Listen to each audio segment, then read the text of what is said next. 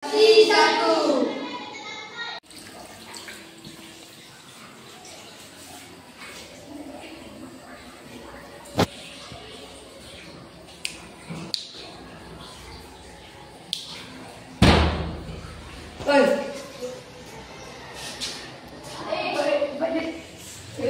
Bagi duit yang berapa? Alamak, tolong.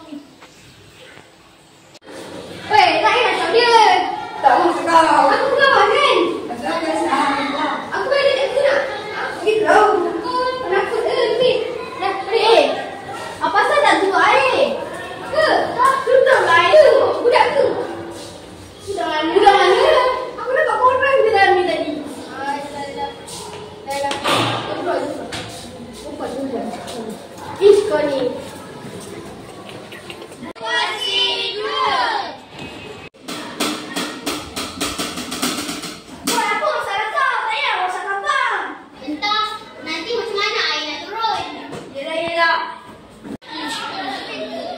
Kawan-kawan, apakah kesalahan Ziad di situasi 2?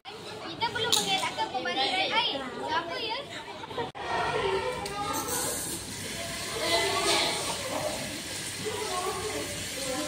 Kawan-kawan, ini adalah salah satu pembaziran air.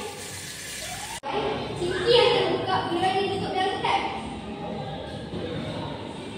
Rusak, perlu segera diperbaiki.